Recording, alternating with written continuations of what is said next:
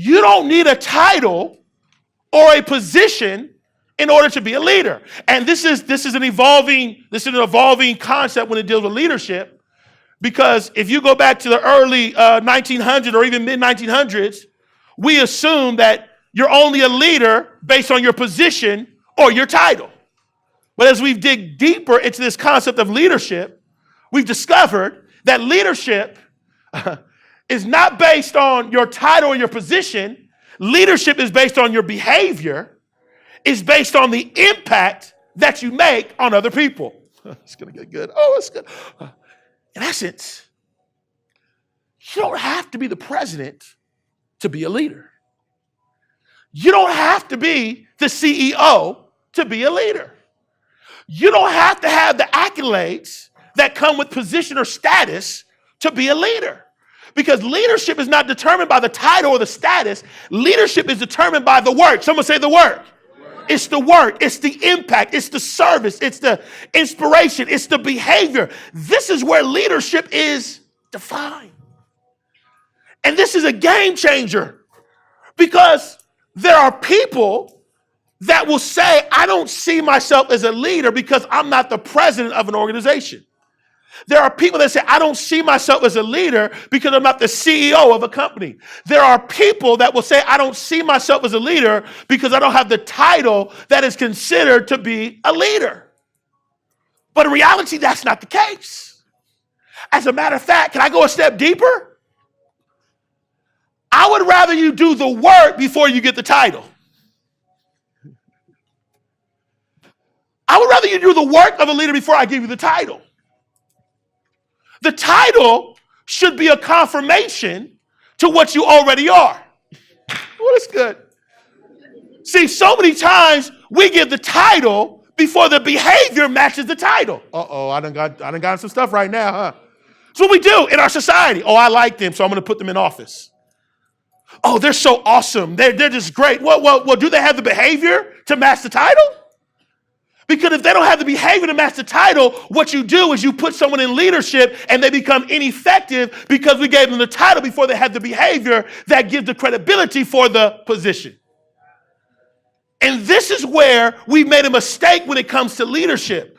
We're putting people there because we like them versus putting them there based on their behavior, based on their character, and based on the work that they're able to get done.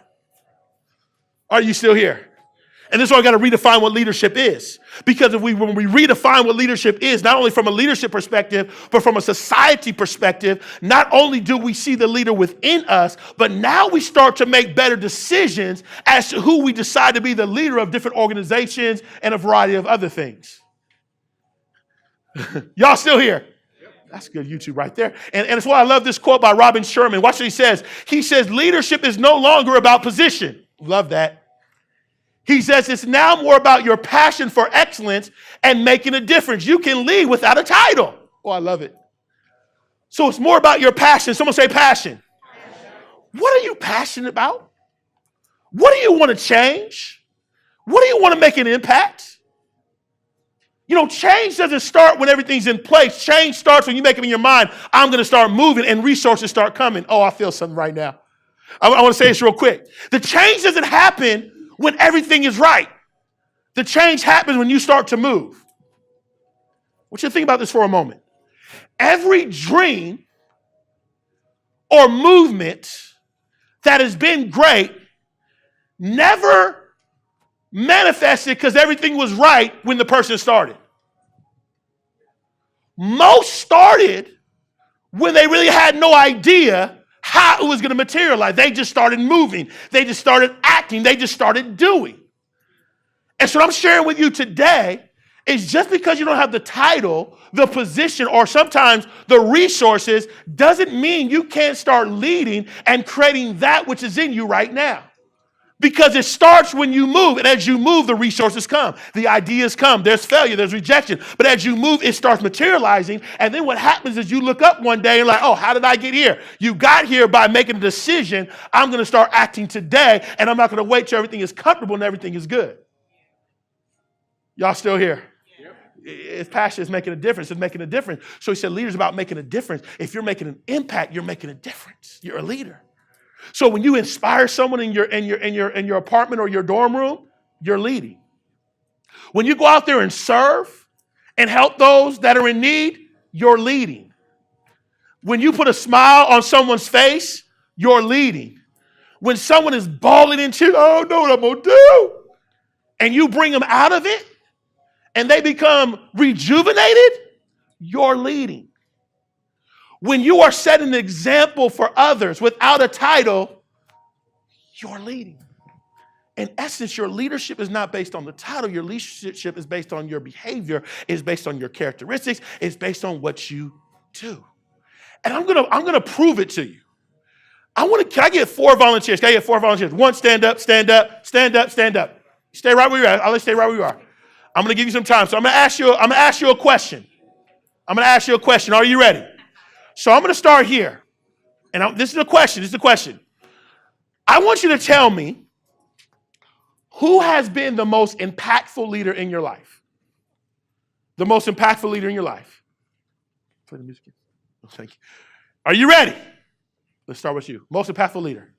Why? She was like literally that story that you just told about that woman. That was literally my mom, and so she went on. She has her PhD and like raised me all by herself, with getting pregnant with me at 16, and now I'm in college and doing stuff like this.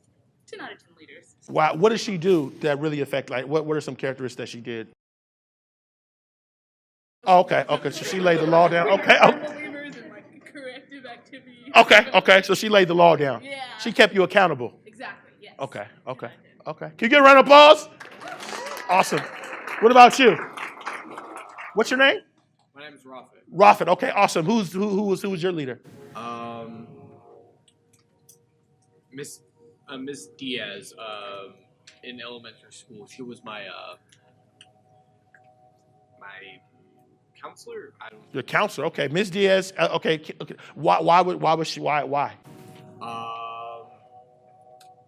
I was a frustrated ADHD kid who didn't have a lot of friends, and I don't remember a lot about that time, but she was more or less the only person there. Okay. Besides, like, my family, but I didn't want to explain to them at the time. So she was that helpful alternative. So she cared about you. Yes. She listened to you. She was empathetic. She obviously inspired you. She encouraged you. Awesome. Give a round of applause. Going somewhere. You. Yes. What is your name?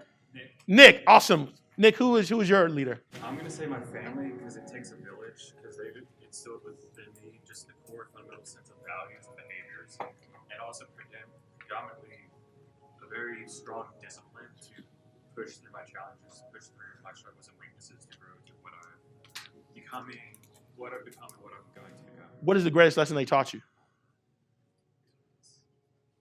Or one of the greatest lessons? That's probably a tough one. One of them is probably just be selfless all the time. Do the right thing, plain and simple done. Awesome. Give a round of applause. Awesome. What about you? Mine is my sister. Okay. My parents got divorced when I was really young, and my mom was an ER nurse. Uh-huh. So my sister was like 10 years old when she like basically raised me with my mom.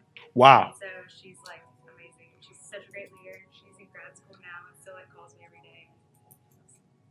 What was the greatest quality that she taught you, or one of the greatest qualities? I have a problem with like letting people run all over me. So especially like when she like moved to college and meet new people, my sister like really like told me to like have a backbone, and she literally called me and just played her crap, and she'd be like, "You need to grow up." Wow. Wow. So, She said play around. yeah. Awesome. Give a round of applause. Now, the reason I wanted you to hear the different examples in the room is because if you notice, they talked about people that not necessarily were CEOs, not were principals, not were politicians, not were elected officials, not were board of directors. These were people that did not have a necessary position or title, but they were leaders. Someone say leaders.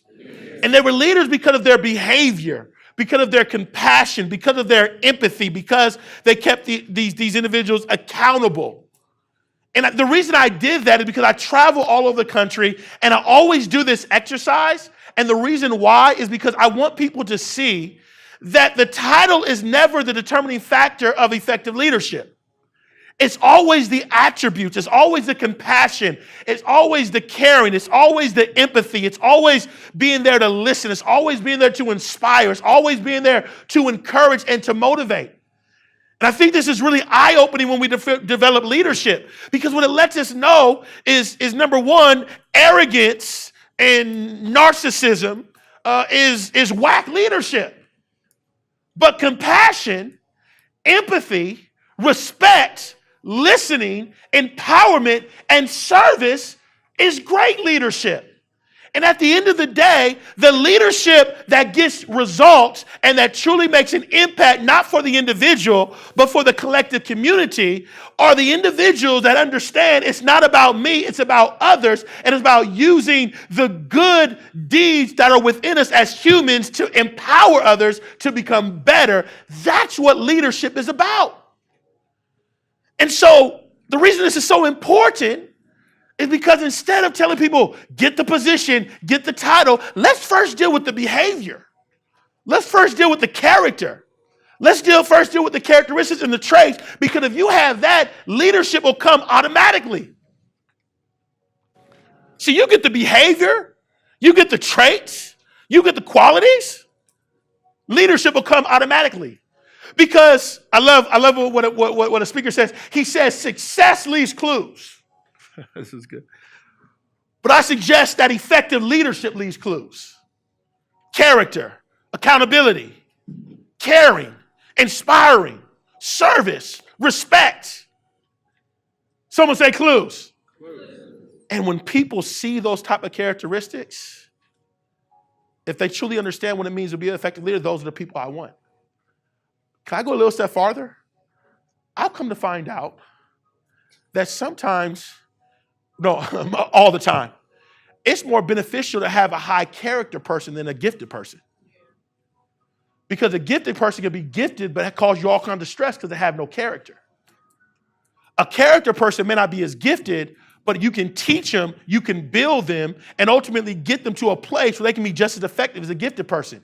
Because the gifted person is gifted, but if they lack character, they will disqualify themselves within 1 year. And it's one of the reasons why one speaker says this. He says your gift will get you to the top, but if you don't have the character, you will lose your position.